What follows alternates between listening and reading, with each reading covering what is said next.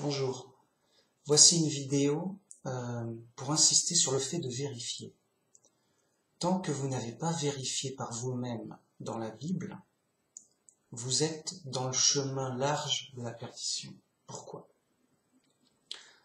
Parce que tant que vous n'avez pas vérifié, vous croyez quelqu'un, vous croyez un groupe, vous ne croyez pas dans la Bible, vous croyez quelqu'un qui vous a raconté la Bible.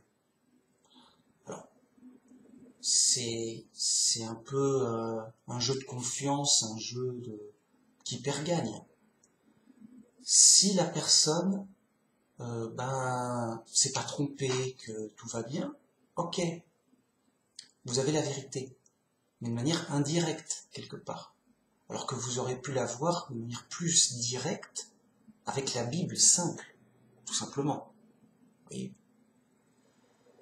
Donc, quand vous croyez quelqu'un ou un groupe, vous êtes dans l'état d'esprit de « Oh oui, mais lui, il a étudié longtemps, il sait mieux que moi, il a compris des trucs compliqués.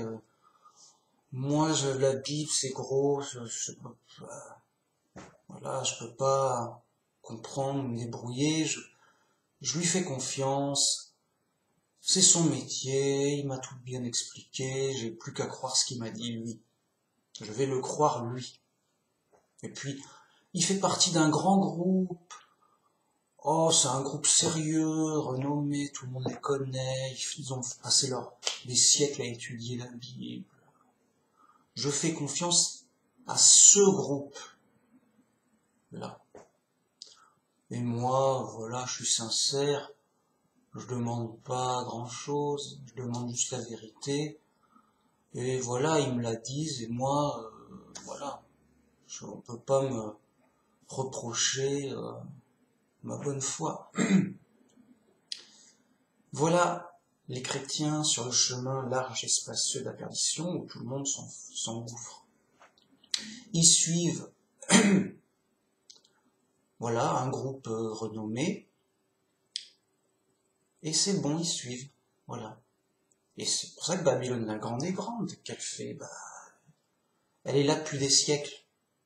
Elle influence même les groupes qui la critiquent. Je veux dire, pour sortir de Babylone la Grande, elle est partout. Il y en a qui disent « Ah, mais moi je suis protestant, donc ça va, sauvé. » Non, mais les protestants, alors c'est moins pire, mais c'est encore dans le faux. Pourquoi? Mais parce qu'ils ont pris telle quelle la doctrine de la Trinité. Telle quelle, on n'y touche pas. Non, oula. C'est la doctrine de la Trinité fabriquée au fil des siècles par les conciles. Qui oserait remettre ça en doute? Et c'est trop gros, je veux dire. On la prend telle quelle. Voilà, on l'a fait nôtre. Heureusement que les catholiques nous ont dévoilé la Trinité. Parce que nous, avec notre Bible seule, on aurait bien du mal à la trouver tout seul. On a juste eu une oreille très attentive aux traditions, à la culture du monde. Ah, Dieu est 3 en 1. Ah mince, d'accord. Oui, là il y a un sous-entendu, oui. Oh oui, oui. Allez, hop, c'est bon. Vous allez me dire, mais ces gens s'en foutent. C'est le poids des traditions, le poids de l'influence de Babylone la Grande, le poids du monde.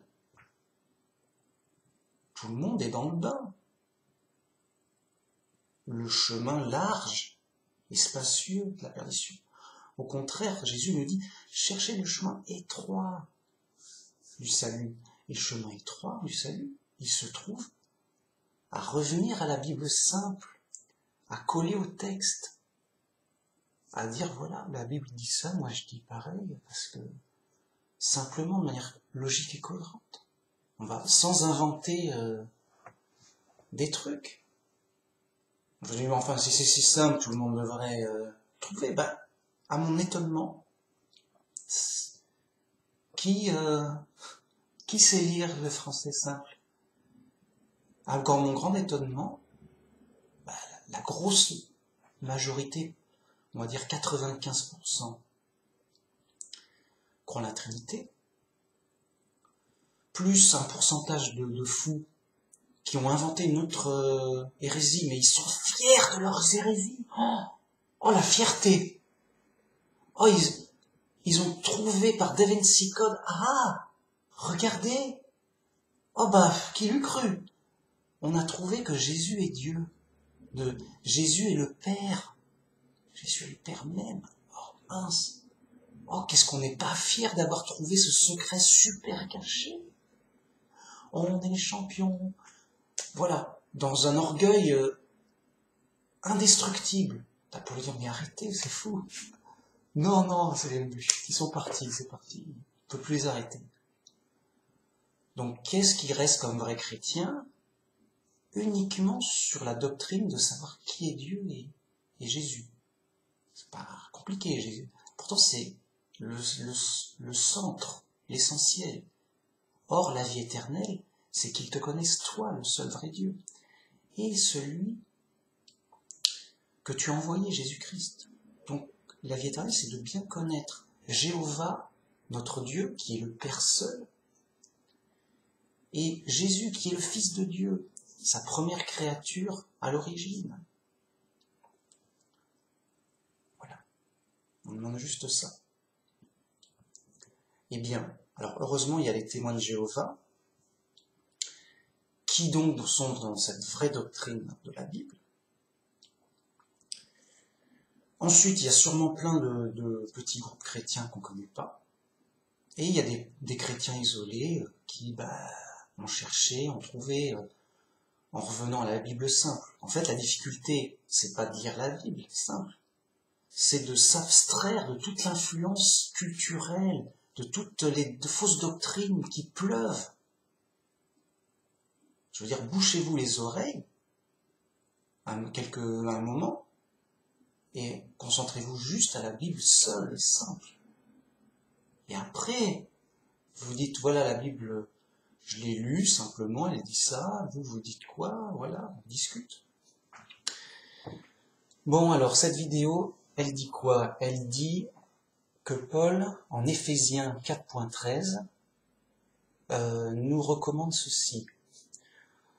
Donc il dit qu'il y a on est organisé avec des enseignants jusqu'à ce que nous soyons tous parvenus à l'unité de la foi et à la connaissance du Fils de Dieu, à l'état d'homme fait à la mesure de la stature parfaite de Christ, afin que nous ne soyons plus des enfants flottants et emportés à tout vent de doctrine, par la tromperie des hommes, par leurs ruses, par des moyens de séduction, mais que, professant la vérité dans la charité, nous croissions à tout égard en celui qui est le chef, Christ.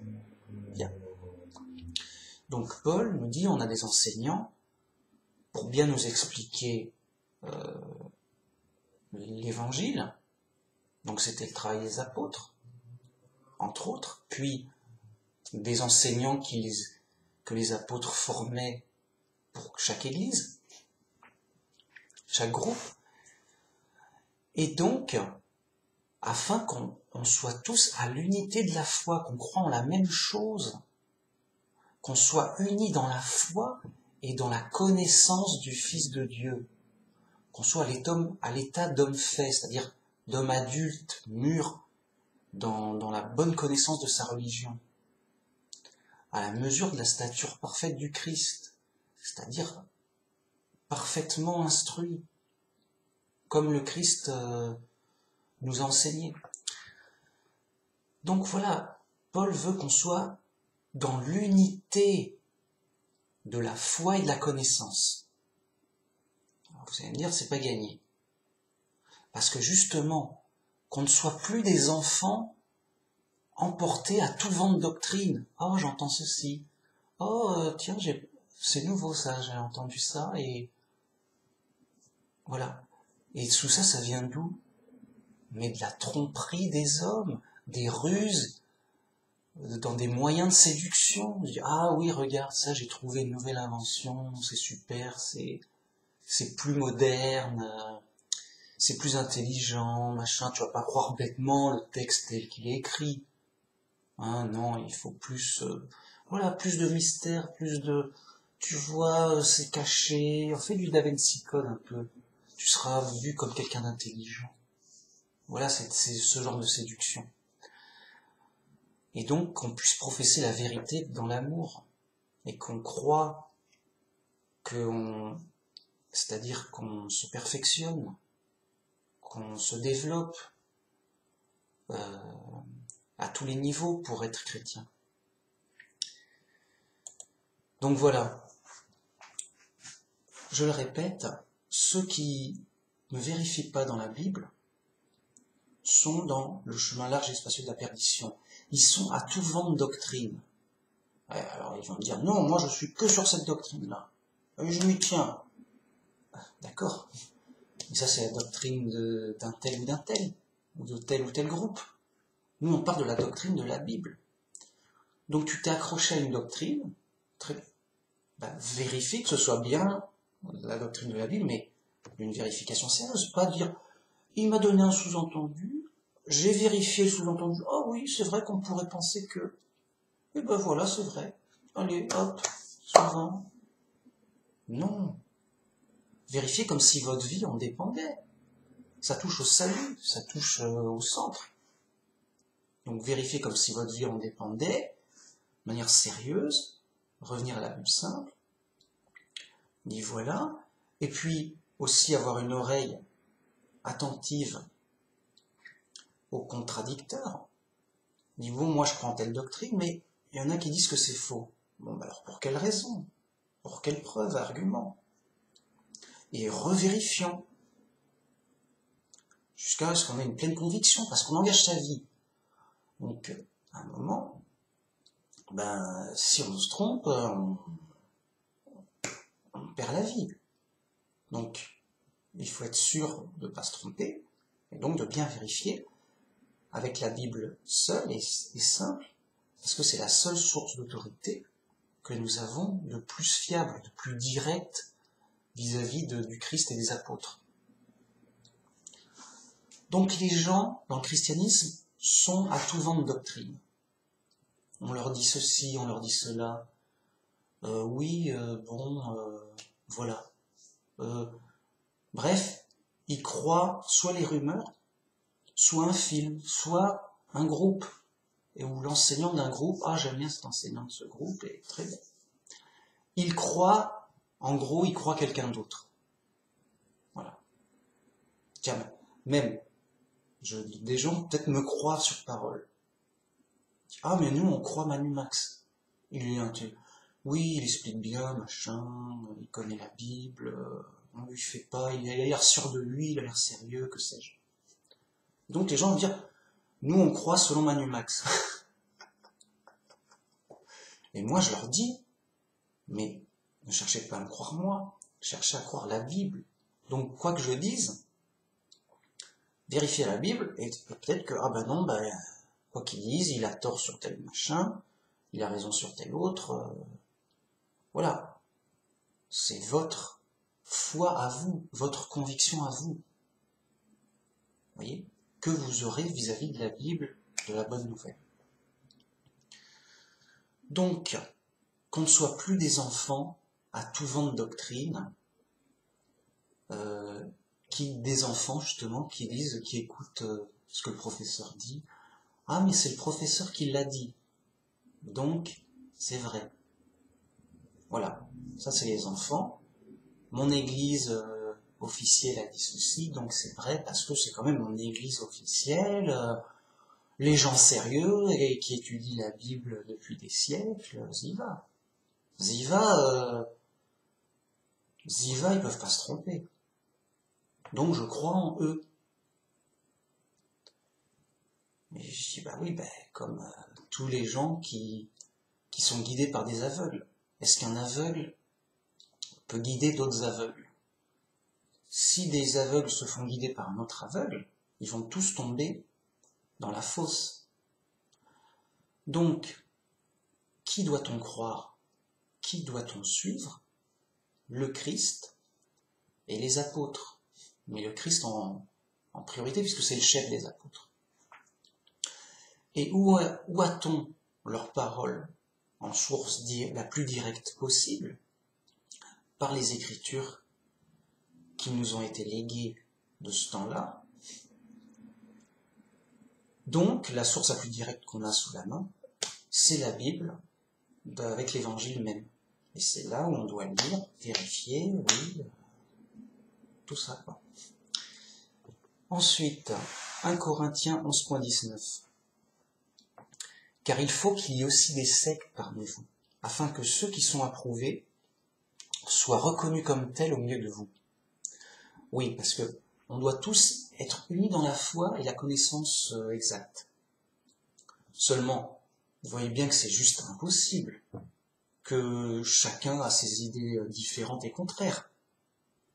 Donc là, Paul nous dit, et je vois bien qu'il y a des disputes et des désaccords, car il faut qu'il y ait aussi des sectes parmi vous. Dans le secte, en fait, des groupes, des séparations. Il faut qu'il y ait des séparations parmi vous, c'est-à-dire des groupes, afin que ceux qui sont approuvés soient reconnus comme tels. Donc, il y a le groupe des trinitaires et il y a le groupe des unitariens. Quoi qu'on dise, quels que soient les débats, on ne sera jamais d'accord. C'est à chacun, personnellement, de se remettre en question et de savoir en quoi il croit, en quelle doctrine. Voilà. Mais au final, il y a deux groupes. Qui a raison, qui a tort? C'est Dieu qui va juger. Donc, on ne va pas se mélanger avec ceux qui ont tort. On ne va pas se dire ah oui, moi je suis chrétien, tout comme toi, et lui il croit que Dieu est une bouteille, par exemple, ou une cuillère. Et j'ai dit quoi, mais t'es fou. On a beau débattre, non, Dieu est une cuillère, non, c'est toi qui comprends pas la Bible, nananaire. Rien n'y fait. À un moment, on dit, bon, on se sépare, on peut pas... Tu blasphèmes, c'est de l'idolâtrie, c'est juste n'importe quoi, c'est du faux. Je peux pas mélanger du vrai avec du faux. Ok? Donc, les deux groupes se séparent, et c'est Dieu qui jugera. Disant, voilà, tel groupe, donc des unitariens, ils ont raison, à part les fous qui croient que Jésus est Dieu, évidemment. Ça. Et voilà. Alors après, il y a des séparations dans le même groupe. Il y a donc les unitariens qui croient que Jésus est le Fils de Dieu. Tout simplement, enfin, réellement. Et des fous. Alors, est-ce qu'il faudrait que je fasse une vidéo juste pour eux? Je sais pas, parce qu'ils sont nombreux. Hein. Moi, au début, je croyais que c'était juste un délire, mais non, il y a vraiment beaucoup de gens, de chrétiens, qui croient que Jésus est le Père. Alors bon, voilà. Donc Dieu va juger. Ok, tel groupe, les trinitaires. Quoi? Comment ça, je suis 3 personnes? Dit. Mais c'est sérieux ça? Et montrez-moi ça dans les Écritures. Ah oui, il y a tel sous-entendu, tel sous-entendu. Parce qu'il y a un jugement. Comment ils vont justifier leur folie devant Dieu lors du jugement? Oui, alors il y a tel sous-entendu, et puis avec tel jeu de mots nananaire. J'ai dit, ok, bon, écoutez, tout ça, hop, on va mettre ça dans un coin, avec les sous-entendus, les jeux de mots, les fables, et le Da Vinci Code, et les fous qui vont avec, quoi. Voilà. Donc, c'est faux, allez à l'évidence, et ils seront condamnés comme tels, comme des chrétiens égarés, complètement. Un autre groupe, donc les unitariens, les vrais, c'est-à-dire ceux qui croient que Jésus est le Fils de Dieu, il dit, oui, c'est vrai, et vous êtes reconnus comme tel, comme le bon groupe. Et ainsi pour toutes les doctrines.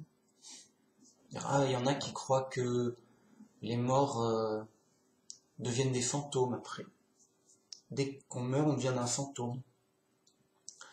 Il y en a qui croient plutôt, comme dans la Bible, bah non, c'est écrit, il n'y a ni pensée ni action dans le séjour des morts.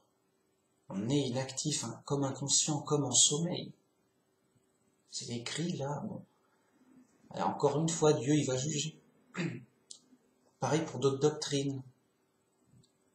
Alors, il y a des doctrines plus graves que d'autres, c'est pour ça que j'insiste sur la Trinité, c'est vraiment la doctrine la plus importante et la plus grave, parce que ça touche au salut, ça touche à la connaissance de Dieu et de Jésus, son Fils. Et donc, il faut qu'il y ait des groupes. Pourquoi? Parce qu'il faut qu'on soit regroupés, même en petits groupes, mais au moins avec des gens avec qui on est à 100% d'accord. Au moins sur l'essentiel, je veux dire. Au moins, on ne peut pas être d'accord sur chaque virgule, mais au moins sur l'essentiel, qu'on soit regroupés dans l'unité de la foi et de la connaissance. Je ne vais pas aller à l'église catholique, oui, je suis chrétien comme vous, ça va, c'est bien, ouais, chouette, génial, on est sauvés, et m'en aller. Ça rajouterait de la confusion. Moi, si je vais dans une église catholique, c'est ce qu'on va dire, mais n'importe quoi, mais réveillez-vous, mais quoi?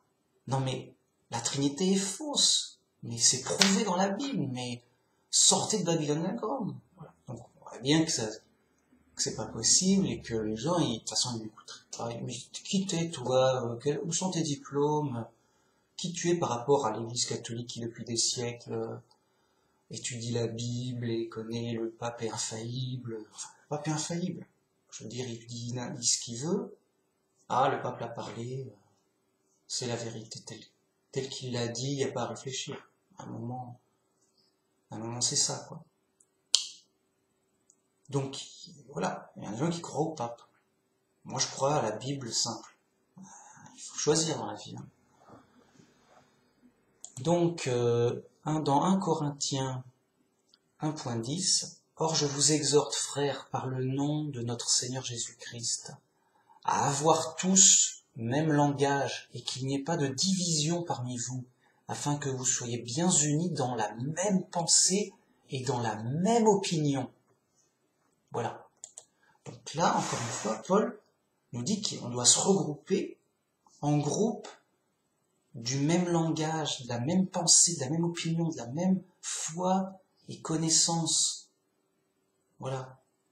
On doit vraiment, et qu'il n'y ait pas de division entre nous, c'est-à-dire que s'il y a un désaccord, il faut tout de suite en parler et pas laisser ça cacher. Voilà, est-ce que dans une église, il dit, ah oui, alors il y a ceux qui croient en ceci, il y a ceux qui croient en cela, et que ça change du tout au tout? À un moment, c'est plus une église, c'est plusieurs religions côte à côte. Oui, donc dans une église, on doit être dans une même foi, d'une même communion de connaissance et de foi, avec la même opinion. Sinon, on n'est pas du même groupe, c'est clair. Donc d'un côté, Paul nous dit qu'il faut qu'il y ait des sectes, c'est-à-dire des séparations entre les groupes vraiment différents, afin que ceux qui ont raison soient reconnus comme tels. Il ne faut pas mélanger le vrai et le faux, comme ça. Parce qu'il y en a qui veulent faire de la communion et de l'union à tout prix. Je dis, autant allez, les musulmans, venez dans mon église, les satanistes, les athées, oui, on est tous unis, oui, c'est juste n'importe quoi, mais c'est ce qu'ils font. Enfin, j'exagère, mais ils font de la communion pour la communion, quoi. Et forcément, à la fin, ça donne n'importe quoi. Non. Paul nous dit, soyez en groupe de gens de la même foi, de la même pensée, de la même connaissance sur l'évangile, que ce soit cohérent, quoi. Sinon, voilà. Parce que pourquoi? Comme ça, les choses sont claires. Sinon, les choses sont dans la confusion. Oui, tu crois en quoi? Lui, je sais vraiment pas en quoi il croit. Lui, j'ai toujours pas compris. Lui, on sait jamais, il dit rien. sait pas à quoi il croit. Ouais. Les gens ne savent plus en quoi, qui croit quoi. Si quelqu'un dit je suis chrétien, oui, bah du coup, on ne sait pas qui tu es. T'es chrétien? Oui, bah ok, mais quoi? C'est-à-dire, on ne sait pas du tout en quoi tu crois. Enfin, j'ai dit je suis chrétien. Mais oui, mais tellement de folie dans la chrétienté qu'on ne sait pas si t'es un chrétien fou comme ceci, un chrétien malade comme cela, un chrétien qui délire comme ceci. Bref, quel type de chrétien perdu tu es, parce qu'à mon avis, c'est rare les chrétiens, les vrais chrétiens qui ont raison sur la Bible simple. On les cherche. Donc, dis-nous en plus, quoi. On ne sait pas. Voilà. Donc, lutter contre la confusion. Et pourquoi, comme le dit le titre de cette vidéo, afin que vous ne soyez plus emportés comme des enfants à tout vent de doctrine, que les choses soient claires et pas dans la confusion comme elle est. Donc la confusion, elle est normale, parce que Babylone la Grande est là, et elle ne changera pas d'un pouce tant que le jugement de Dieu ne lui tombera pas dessus pour Armageddon. Donc c'est normal que la grosse majorité, dites-vous que, prenez un chrétien au hasard, il y a une chance sur 50 qu'il soit un vrai chrétien dans la doctrine. Ben oui, c'est rare, À tous les coups, ça va être un trinitaire, alors il y a, voilà, un fou, quoi. Un fou. Voilà. Donc, la norme, c'est Babylone la Grande. La norme, c'est la confusion. La majorité dominante, c'est les fous dans le chemin large et spacieux de la perdition. Donc à vous de chercher le chemin étroit du salut, en revenant à la Bible simple, vérifiant bien les doctrines principales et essentielles, et de dire, bon, j'engage ma vie dessus, moi je crois dans la Bible et pas dans tel et tel groupe. Et là, enfin, vous allez vous cheminer dans le chemin étroit, ou qui est de plus en plus étroit. Tant que vous ne vérifiez pas vous-même dans la Bible, vous êtes dans le chemin large parce que vous croyez quelqu'un d'autre. Oui, lui, il a l'air sérieux, lui, il a l'air sympa. Oh, lui, il a l'air sincère. Ah, lui, il a eu un miracle. Lui, il a eu une vision. Lui, c'est l'enseignant officiel de la super grande église officielle que tout le monde connaît. Lui, il est super intelligent, il a des diplômes, il connaît le grec, il connaît toutes les langues, il fait de l'archéologie. Lui, quand même, lui. Lui, il explique bien. Voilà, je l'aime bien, il explique bien, on passe un bon moment. Je vais croire en lui.